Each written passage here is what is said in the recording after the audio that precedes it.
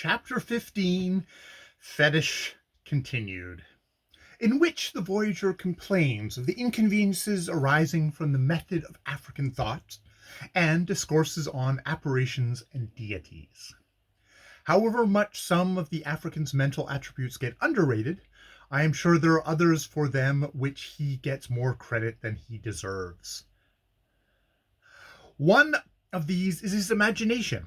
It strikes the newcomer with awe and frequently fills him with rage when he first meets it. But as he matures and gets used to the African, he sees the string. For the African fancy is not the aerial fancy flying free mentioned by our poets, but merely the aerial of the theatre, suspended by a wire or cord. The wire that supports the African's fancy may be very thin, small fact indeed, or in some cases merely his incapacity to distinguish between animate and inanimate objects, which give rise to his idea that everything is possessed of a soul. Everything has a soul to him, and, to make confusion worse confounded, he usually believes in the existence of matter apart from its soul. But there is little he won't believe in, if it comes to that, and I have a feeling of thankfulness that Buddhism, Theosophy, and above all atheism, which chases its tail and proves that nothing can be proved, have not yet been given the African to believe in. The African's want of making it clear in his language whether he is referring to an animate or inanimate thing has landed me in many a dilemma, and his foolishness in not having a male and female gender in his languages amounts to a nuisance. For example, I am a most ladylike old person, and yet constantly get called sir. The other day, circumstances having got beyond my control during the afternoon, I arrived in the evening in a saturated condition at a white settlement, and wishing to get accommodation for myself and my men, I made my way to the factory of a firm from whose representatives I have always received great and most courteous help. The agent in charge was not at home, and his steward boy said, Massa live for Mr. B's house. Go tell him I live for come from, etc., I said, and I fit for want place for my men. I had nothing to write on or with, and I thought the steward boy could carry this little message to its destination without dropping any of it, as Mr. B's house was close by, but I was wrong. Off he went, and soon returned with a note I here give a copy of. Dear old man, you must be in a deuce of a mess after the tornado. Just help yourself to a set of my dry things. The shirts are in the bottom drawer, the trousers are in the box under the bed, and then come over here to the sing-song. My leg is dicky, or I'd come across. Yours, etc. Had there been any smelling salts or sal volatile in this subdivision of the Ethiopian region, I should have forthwith fainted on reading this.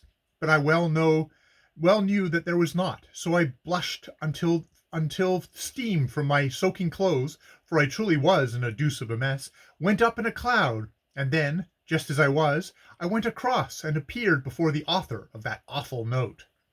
When he came round, he said that it had taken 7 years' growth out of him, and was intensely apologetic, and remarked that it had very nearly taken 30 years of growth out of me, and he said the steward boy had merely informed him that white men live for come from X, a place where he knew there was another factory belonging to his firm, and he naturally thought it was the agent from X who had come across. You rarely indeed, I believe never, find an African with a gift for such picturesque descriptions of scenery.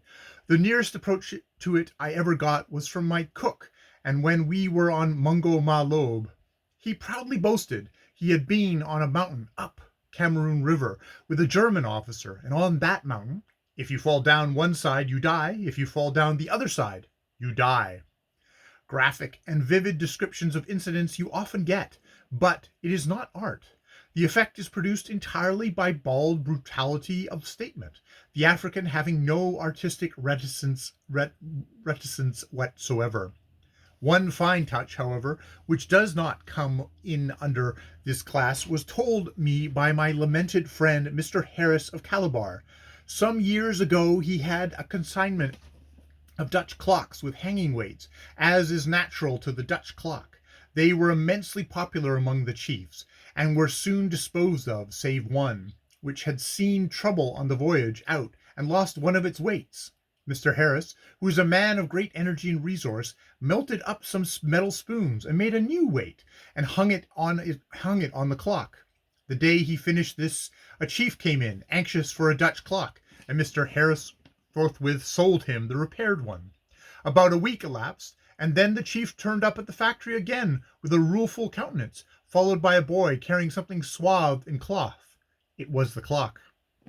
"You do me bad too much, Mr. Harris," said the chief. Mr. Harris denied this on the spot with the vehemence of an injured innocence. The chief shook his head and spat profusely and sorrowfully. "You no sabi him clock you done sell me?" he said. "When I look him clock when I look him clock it no be today, it be tomorrow." Mr. Harris took the clock back to see what was the cause of this strange state of affairs. Of course it arose from his having been too liberal in the amount of the spoon in the weight, and this being altered, the chief was not hurried onward to his grave at such a rattling pace. But, said Mr. Harris, the clock was a flyer to the last.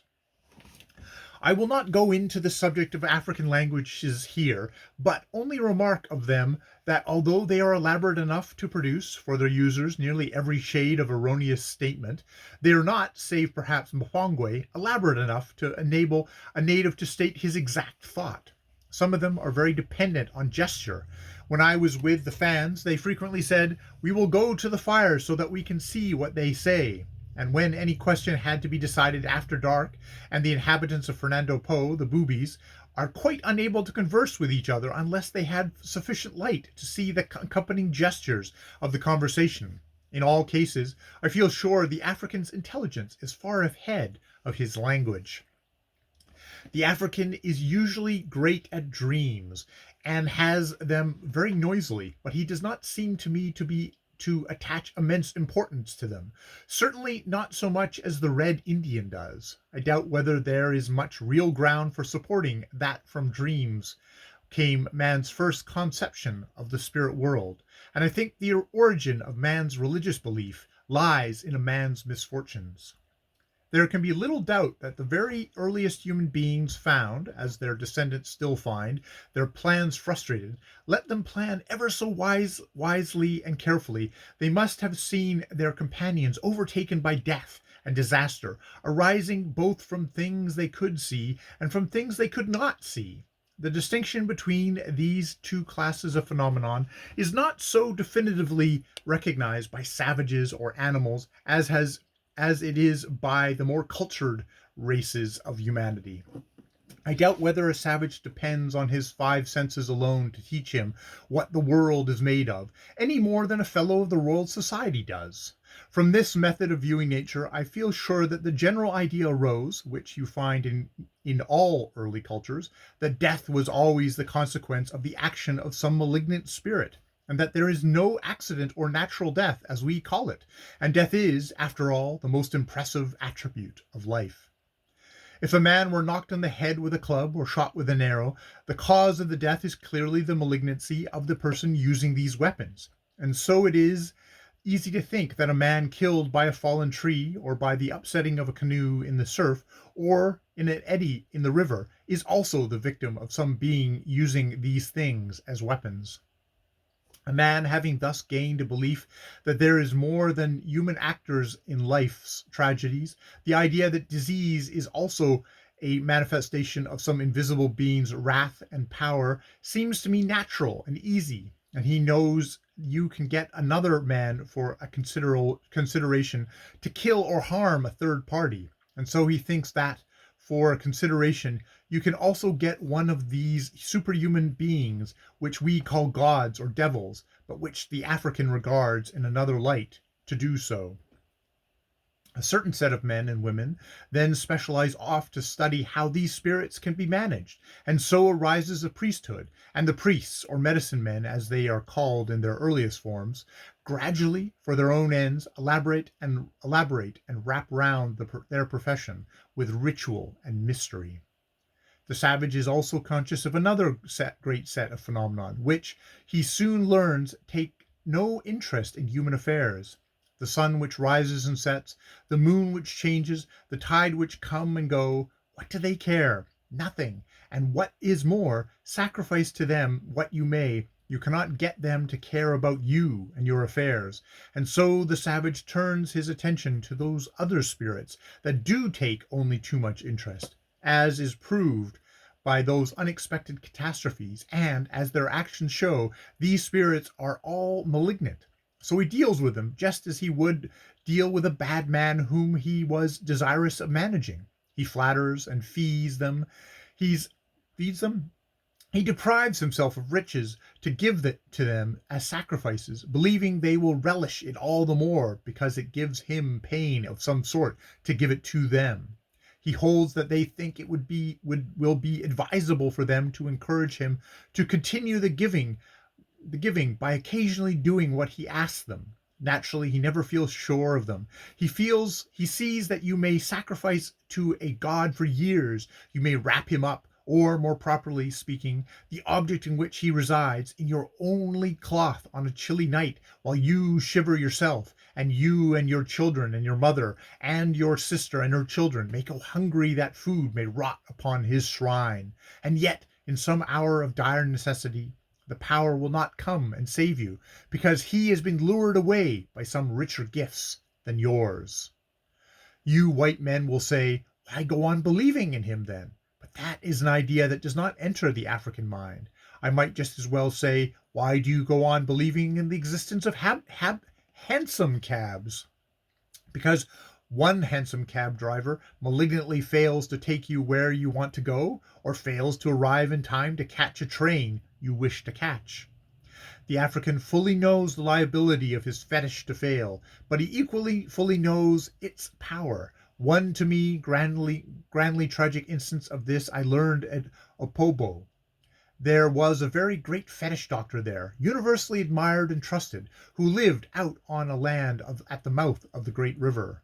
One day he himself fell sick, and he made juju against the sickness, but it held on, and he grew worse. He made more juju of greater power, but again in vain. And then he made the greatest juju man can make, and it availed not, and he knew he was dying. And so, with his remaining strength, he broke up and dishonored and destroyed all the fetishes in which the spirits lived, and cast them out into the surf, and died like a man. Then horror came upon the people when they knew he had done this, and they burnt his house and all his things belonging to him, and cried upon the spirits not to forsake them, not to lay this one man's deadly sin at their doors.